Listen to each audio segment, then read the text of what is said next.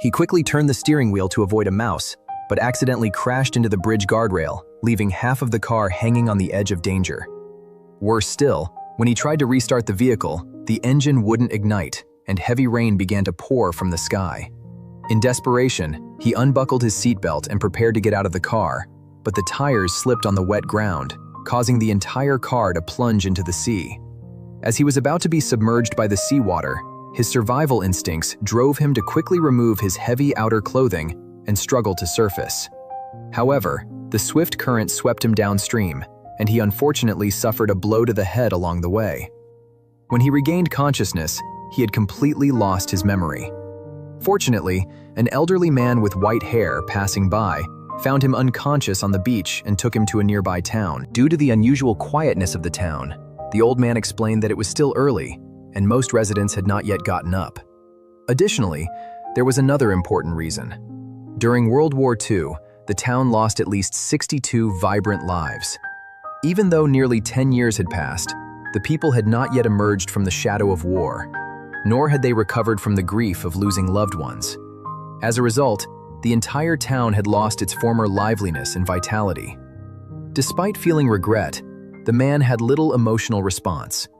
After all, he was not a direct witness to the events, and having not eaten for a long time, he only desired to replenish his energy as soon as possible.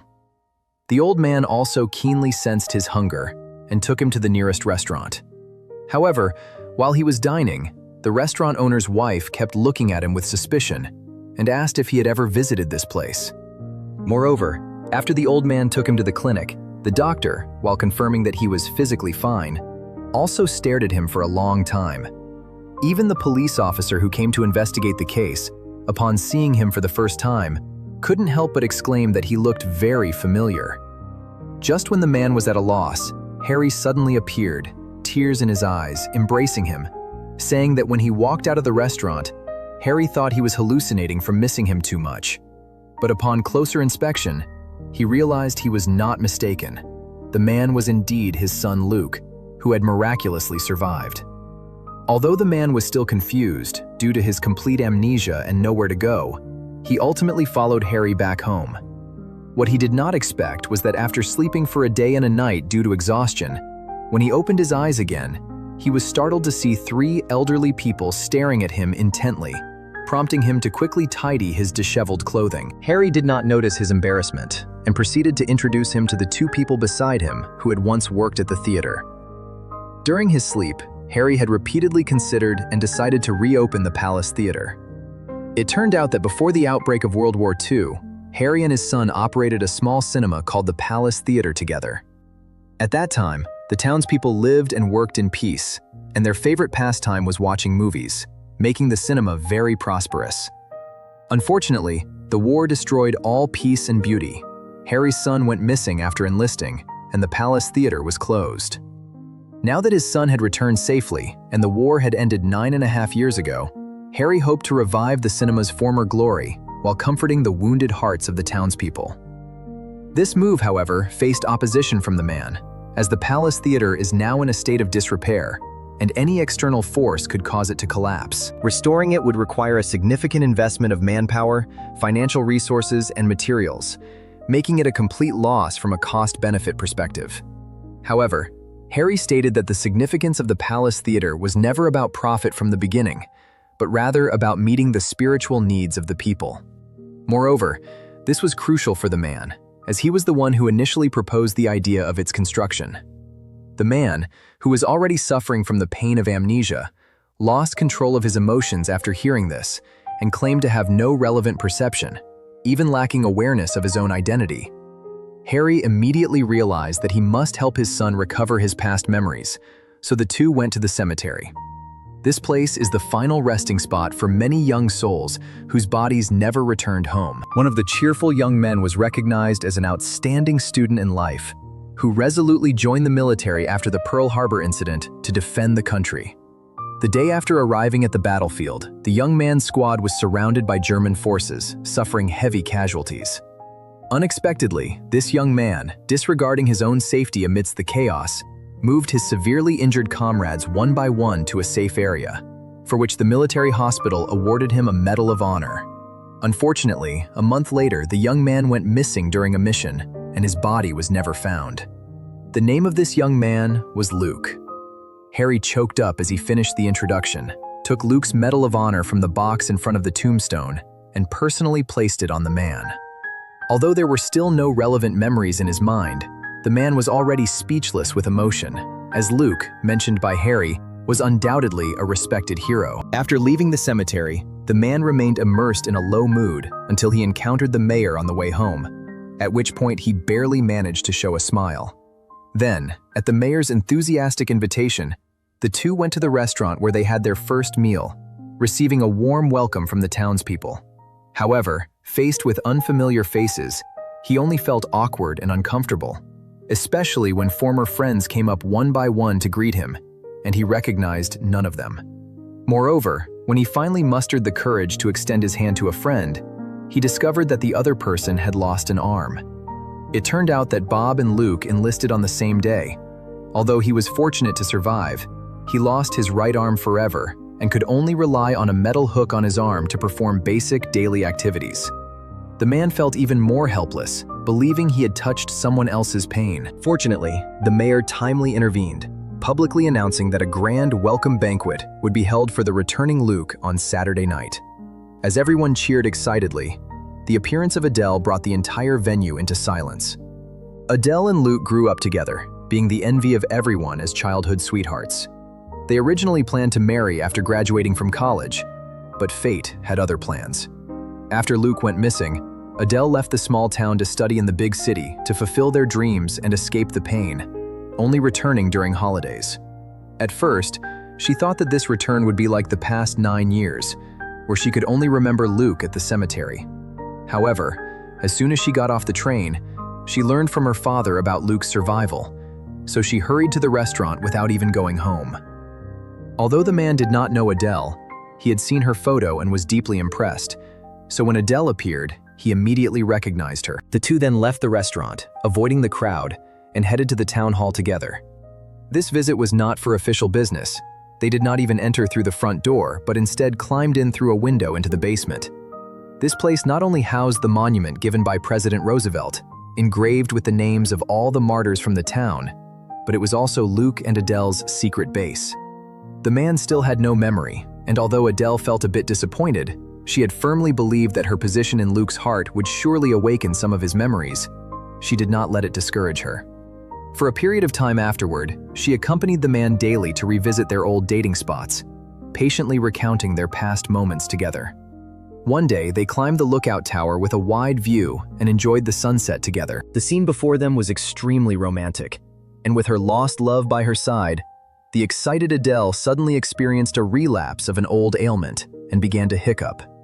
Shyly, she wanted to leave immediately, but the man kept asking if she needed help, and in her helplessness, she kissed him. It turned out that ever since Adele's first kiss with Luke at the age of 14, she would hiccup when she felt a flutter in her heart, and the most effective remedy was Luke's kiss.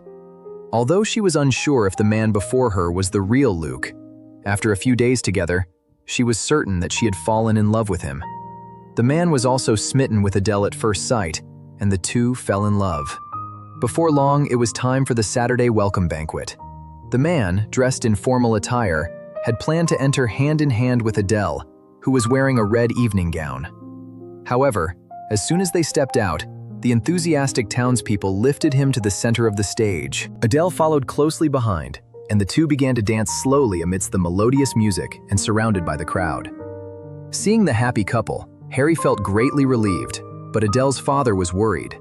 Luke had been missing for 9.5 years and had completely lost his memory.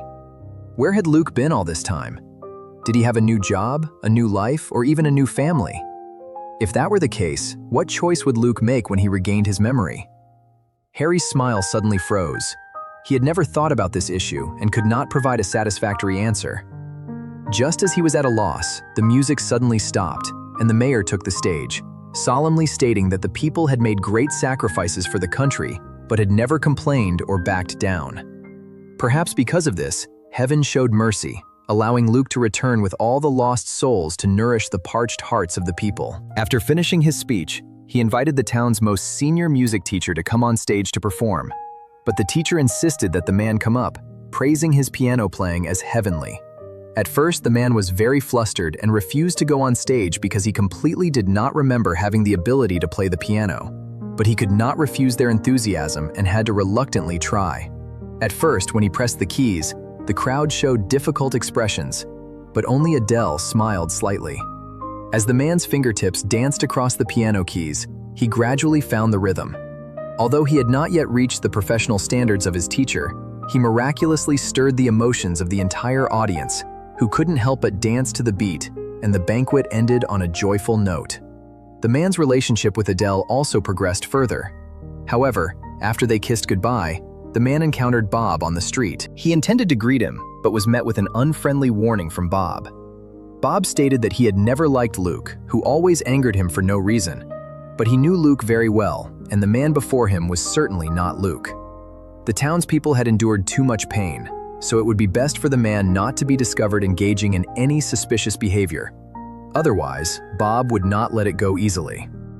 The man did not directly respond to the accusation, but abruptly asked Bob why he had rejected the lady's invitation to dance. It turned out that at the banquet, the man had keenly noticed Bob's insecurity due to his physical disability, which led him to decline the restaurant owner's request to dance together. Feeling vulnerable and exposed by someone he despised, Bob, in a fit of anger and embarrassment, punched the man and then turned to leave. The man helplessly wiped the blood from the corner of his mouth and staggered back home. As soon as he pushed open the big door, he saw the dilapidated theater hall playing a black and white film about a couple forced to separate due to war. Watching the flickering shadows in the darkness, the man seemed to ponder, and then he walked into the screening room and for the first time called out, "Father," to Harry, who was changing the film. The next morning, he took the initiative to wake Harry, as he had made up his mind to accept Harry's earlier proposal to restore the old theater and revive its former glory. Preparations began. First, he thoroughly inspected the damage to the theater and calculated the costs needed. Then he went to the town hall to apply for the recovery of leftover materials, which would save costs and achieve resource reuse. Once everything was ready, he gathered the townspeople to work together on the restoration. The process was not without its challenges, such as sparks flying immediately after the power was connected, and the heavy cleaning work. But everyone worked together, united, and when they grew tired, they accompanied each other with music and dance, instantly dispelling their fatigue. More than a month later, the theater was restored. On the opening day, with the mayor's assistance, the man carefully placed the monument from the basement in the flower bed in front of the theater and held a solemn memorial ceremony. Before the first film screening that evening, the technician solemnly put on the uniform he hadn't worn in a long time. Since the outbreak of war and the theater's closure, the technician had been looking forward to reopening, and now that his wish was fulfilled, he could hardly contain his excitement. Upon learning that the technician's pocket watch had broken during the theater's closure and he couldn't afford to repair it, the man specially gifted him a new pocket watch, symbolizing a new beginning and a new journey, which greatly surprised the technician. As the screening time approached, all the staff were in position, and the man and Harry opened the theater doors, only to be pleasantly surprised to find that the townspeople waiting to watch the film had lined up outside. What pleased the man even more was that Bob, who had always hesitated to confess to the restaurant owner, finally overcame his insecurity and bravely took the first step. The movie officially begins, and the audience watches with rapt attention. At that moment, a man accompanying the viewing notices something unusual. For some reason, he is extremely familiar with the content of the film, even able to predict every line of dialogue between the characters word for word. It turns out that the man is not Luke. Before his amnesia, he was an up-and-coming Hollywood screenwriter, and the film being shown is his debut work, with the female lead being his girlfriend. His life should have been smooth sailing and full of promise, but unexpectedly, the club he joined in college to pursue his girlfriend turned out to be a spy organization. Although he was completely unaware, he was placed on a political blacklist and was about to face legal sanctions. To make matters worse, to avoid being implicated, the company and his girlfriend immediately distanced themselves from him, leaving him to face the crisis alone. In a desperate situation, he intended to use his only savings to drive to an unknown place to hide after getting drunk. But unfortunately, he had an accident and fell into the sea. Peter, who regained all his memories in an instant, found himself at a loss on how to face reality. Just as he was feeling confused, a technician urgently informed Harry that the film reel had not been changed in time. He rushed to the projection room and found Harry collapsed on the floor. Harry had long suffered from heart disease, and now his lungs were severely congested with fluid. According to the doctor's diagnosis, he had little time left. Although Peter had regained his memory and knew that Harry was not his biological father, he had developed deep feelings after spending so long together. Upon learning the truth, he couldn't help but tear up. When Harry woke up, his first words were an apology, saying he had failed to complete the screening task and could not let the audience see the ending of the film. Then he expressed with relief that he knew his physical condition best, and living this long was already a blessing from heaven. Moreover, he could die in his own home rather than on a cold battlefield filled with smoke. And he knew his son was living well, leaving him with no regrets. Hearing this, Peter felt even more pain because he was not the real Luke. For a moment, he wanted to reveal the truth, but the words caught in his throat. He truly did not want to shatter the hard-earned happiness of this dying old man. Thus, Harry passed away peacefully in a web of kind lies. After the funeral, Peter no longer wished to hide his identity and told Adele the truth. Although Adele had sensed from the beginning that Peter was not Luke, in search of emotional solace, she kept self-suggesting that rather than wallowing in the pain of losing her lover, it was better to deceive herself and go along with the mistake. Little did she expect that waking from the dream would be more painful than ever. Unknowingly, she had genuinely fallen in love with this man who looked exactly like Luke, even though she didn't even know his name. Peter tried to comfort her but was rejected. Just as he was about to continue explaining, several cars came to a stop in front of him, and multiple federal agents stepped out of the vehicles. The FBI had been tracking Peter's whereabouts, and not long ago, they discovered Peter's car washed ashore and followed the trail to find him.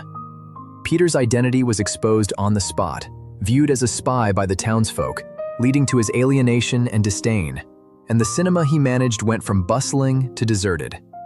Only the maintenance worker comforted him, revealing that from the moment he played the piano at the welcome banquet, he knew he was not Luke. Luke played with ease and confidence in stark contrast to him. The maintenance worker did not immediately expose him because the whole town needed him to heal from the wounds of war, thus choosing silence. Although the truth has now come to light, the maintenance worker still appreciated his presence, allowing Harry to leave without regrets. Peter felt a mix of emotions upon hearing this, but he knew he could no longer play the role of Luke and had to leave the town. He entrusted the cinema to the maintenance worker, as the worker had always regarded the cinema as home, with deep feelings, and would surely manage it well. With his worries alleviated, he sought legal help to deal with the lawsuit, only to be informed by the lawyer that as long as he identified more so-called spies as required, he could avoid prison. At first, Peter found this absurd. He was not a spy, and he did not know any of the people on the list. But the lawyer stated that if he wanted to clear his name and live the rest of his life peacefully, he had to abide by the rules of power, or else he would be disgraced. Despite the emotional difficulty in accepting this, reason ultimately prevailed, and Peter decided to compromise. However, before leaving the town, he prepared to return the honor medal to Luke when he coincidentally encountered Adele at the cemetery. Upon learning that he was willing to bear an unfounded accusation for the sake of freedom, Adele not only urged him to use legal means to protect his rights, but also inspired him with Luke's example to not fear power. Already feeling inferior for not being Luke, not being the hero in everyone's eyes, he was further confronted by his beloved pointing out that he was not as good as the other, which instantly created a sense of resistance within him. He acknowledged Adele's confidence in her law major, but insisted that reality was far harsher than Adele imagined. Moreover, he was not Luke, and was glad he was not. Otherwise, the outcome of fighting against the world and becoming a hero would be ending up as a cold tombstone. Adele might think he was selfish, but he believed he was not wrong. With no common ground, the two parted unhappily. Just before boarding the train, Peter received a package from Adele's father. Upon opening it, he found a law book with a letter tucked inside. The letter was not written by Adele to Peter, but by Luke to Adele. Between the lines, it was filled with Luke's affection and longing for Adele. What moved Peter the most was this sentence: "When tyrants run rampant, people must do whatever it takes to bring them down, even at the cost of their lives. even if the outcome is not satisfactory. Upholding this belief is itself full of value. Perhaps moved by Luke's conviction, or perhaps already holding on to justice in his heart, Peter, at the hearing, risked contempt of court by not reading the plea as required. Instead, he gathered the courage to tell the judge that although he regretted never having met Luke, he was certain that if Luke were standing here, he would firmly declare that the America presented in this room at this moment is not the America that Luke vowed to defend with his life. The true America, as written in the law. Citizens enjoy freedom of belief and freedom of speech. A lawyer once told him that the Constitution is just a signed document that those in power can modify at will. But he believed that the right to amend should not belong to them, should not belong to any individual, but should belong to every frontline warrior who fought bravely. Without these warriors, there would be no independent and autonomous America. Hearing this, the journalists who had originally mocked Peter showed expressions of admiration. The townspeople watching the live broadcast on television were all moved to tears. Only the chair of the hearing was furious, but no one cared about his attitude anymore. On the contrary, when Peter finished his statement and stood to leave the court, thunderous applause erupted, and everyone regarded him as a hero. He thought he was about to go to prison and prepared to go home immediately to pack his bags, until the lawyer excitedly told him that the chair had indeed changed tactics. At the moment he was surrounded by reporters, the strategy was altered. Do you remember Peter's college girlfriend he mentioned unintentionally in court? 6 months ago, she had been confirmed as a spy. Originally, the chair wanted to label all those associated with her as accomplices to pave the way for his own career. But now Peter had become a hero, and even though he did not provide the required list, the chair still operated behind the scenes, publicly declaring that Peter had confessed and repented. Therefore, Peter did not need to go to prison. Moreover, the studio would restore Peter's contract and restart the film project, allowing Peter's life to return to the right track. However, Peter did not feel joy. Even if he returned to work at the studio, he was absent-minded every day. After going through so many changes, he no longer wanted to be Hollywood's Peter. He just wanted to be the Luke of the small town. After careful consideration, he sent a telegram to Adele, stating that he would return to the small town this afternoon, and if Adele was willing to accept him, she should meet him at the train station. If she did not wish to have any further connection with him, he would leave the book and letter she had given him on the platform for her to retrieve later. He then boarded the train, anxiously returning to the small town. Before he even got off, he saw the townspeople gathered by the roadside, warmly welcoming him back, clearly having regarded Peter as family. Adele also fully accepted him, passionately kissing him in front of everyone. Soon the two got married and lived a simple and happy life.